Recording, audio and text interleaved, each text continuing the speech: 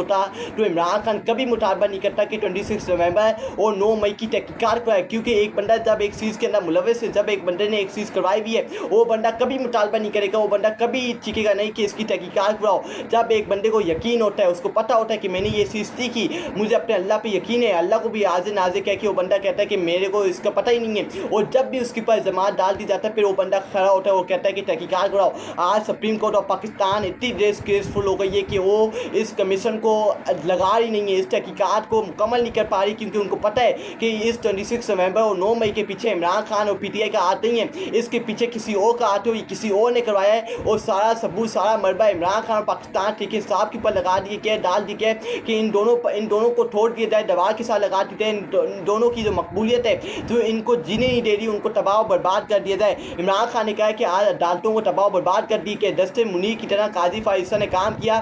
दस्ते मुनीर जो एक घटिया चीफ जस्टिस था, उसी तरह काजी फाइसा जैसे लोग अब जज के अंदर, सुप्रीम कोर्ट के अंदर बैठे हैं, कोर्ट के अंदर बैठे हैं और वो अपनी नौकरियां बचाने की कोशिश कर रहे हैं।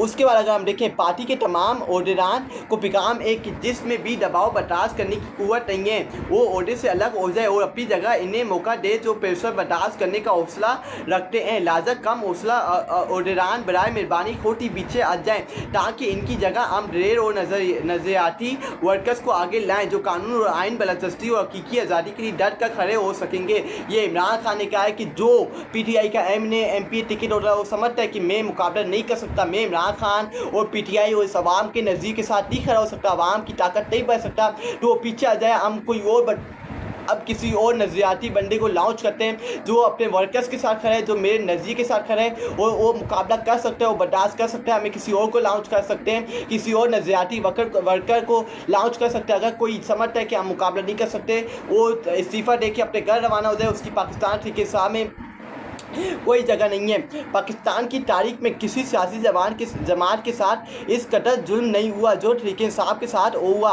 ऐसे में हमारे पास मुल्क गिर एहतजाज के सिवा कोई चारा नहीं है। इमरान खान ने कहा जो जुल्म जबर पाकिस्तान तहरीक इंसाफ और हमारे टिकट होल्डर्स जो हमारे PTI लीडरशिप के साथ हुआ है, हमारी आवाम के साथ हुआ है, हमारे लोगों के साथ हुआ है, वो किसी और के साथ आज तक पाकिस्तान की तारीख में नहीं हुआ। अब हमारे पास और कोई रास्ता नहीं है एहतजाज के अलावा, तो हमें अब एहतजाज करना पड़ेगा, सड़कों को गर्म करना पड़ेगा और सड़कों पे निकलना पड़ेगा।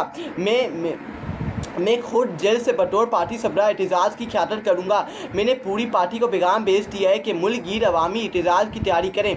हमारे पुरअमन एहतजाज पर गोलियाँ चलाई जाती हैं, अब हम गोलियाँ नहीं खाएंगे। पूरी कौम और ओवरसीज़ पाकिस्तानियों को हिदायत देता हूँ कि पाकिस्तान समेत दुनिया भर में पुरअमन एहतजाज के लिए कमर कस लें। ये इमरान खान ने कहा है कि अब मैं खुद लीड करूँगा डलहौज़ जेल के अंदर से ये प्रोटेस्ट, ये तहरीक अब मैं खुद चलाऊँगा डलहौज़ जेल के अंदर से। अब मुझे किसी और के ऊपर यकीन नहीं है, इस बार मैं अपनी आवाम को गोलियाँ खाने नहीं दूँगा। उसके बाद इमरान खान क्या कहते हैं, मैं खुद जेल से बतौर पार्टी सरबराह एहतजाज की क़यादत करूँगा।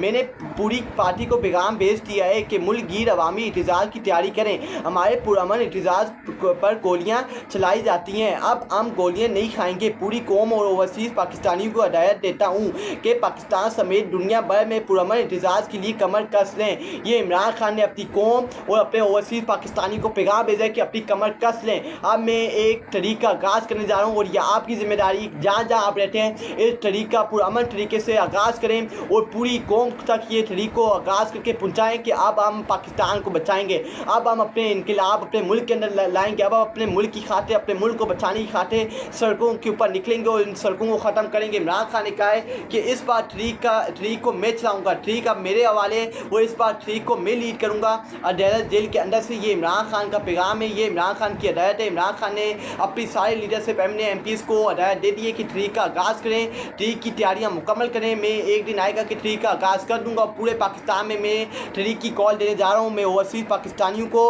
और अपने पुरअमन पाकिस्तानियों को मुतालबा करता हूं कि अपनी कमर कस लें, क्योंकि ये भरपूर तहरीक का हम आगाज़ करने जा रहे हैं बहुत जल्द। उसके बाद बस दीगर अपोजिशन जमातों को भी आइन की बहाली के लिए इस मुल्क की एहतजाज में शिरकत की दावत देता हूँ। ये इमरान खान ने पाकिस्तान की जो अपोजिशन जमातें हैं जिसके अंदर मौलाना फजल रहमान आते हैं, साइद खखन अब्बासी आते हैं, बाकी अपोजिशन की जमातें आती हैं, इमरान खान ने सबको दावत दी है कि आइए, मैं आपको दावत देता हूँ कि आइए इस हमारे तहरीक का हिस्सा बने और पाकिस्तान की आइन और कानून की बलदस्ती की तहरीक जो हम चलाने जा रहे हैं उसमें हमारे साथ शिरकत करें, हमारे साथ कोऑपरेशन करें और हमारे साथ इस तहरीक को आगे लेके जाएँ। मुल्क मुल्की आइन और कानून की बारदस्ती के लिए ये इमरान खान ने मुतालबा किया। इमरान खान ने 5 महीने दिए थी अपनी पीटीआई लीडरशिप को कि जाके मौलाना फजल रहमान के साथ मामला सेटल करो।